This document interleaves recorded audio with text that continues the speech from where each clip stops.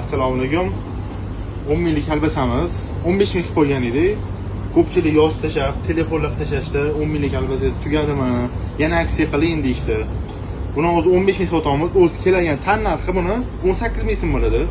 Hozir nakladni o'yini hozir ko'rsataman, xudo xolasa 18 ming so'm bo'ladi. Buni tan narxi o'zi aslida biz shu yerda ham 3 ming so'm zarar sotamiz. Nimaga? Ishto nima desa bo'ladi? Blogerlarga, boshqalarga pul berib reklama qilgandan ko'ra, shu pulni xalqga zararli sotib turib reklama qilsak, bizga o'sha foydali reklama bo'ladi. Hamma biladi buni. Bu yerda mahsulotlarni hamma o'zi sekin-sekin tanyapti. Tezda bo'lmasa ham sekin-sekin xudo xolis hamma mahsulotlarni tanishyapti. Gap qisqa qilaman. Mana shu kalbasamni 10 ming ham emas, 15 ming ham emas, 3 ming so'mdan sotmoqchiman. Faqat 5 kun qaysi kunligini e'lon qilaman. Lekin hozir rasm post qo'ygan edim. Ko'pchilik yo'q kerak emas, ses bosadi, ustidan yozib olishadi deyishibdi. Endi bu yog'ini sizlar hal qilasizlar. Mana shu videoda hal bo'ladi. Boshingizda siz bosaman, yo'q kerak emas sizlar to'xtataman. Bu firma Aziya Lider degan kalbasani firmasi.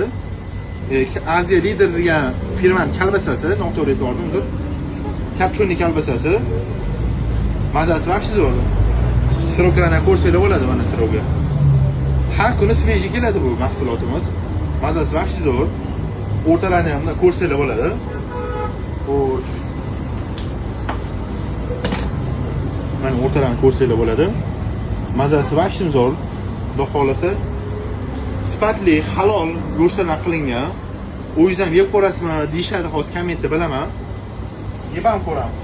Yaqinroq keling. Mana yeb ham ko'ramiz. Birinchi syomka, 2-3 marta qilgan syomkamiz emas. Bismillah. Mana shu o'ta go'zal. Chesnor mazasi kelib turadi deganingizda.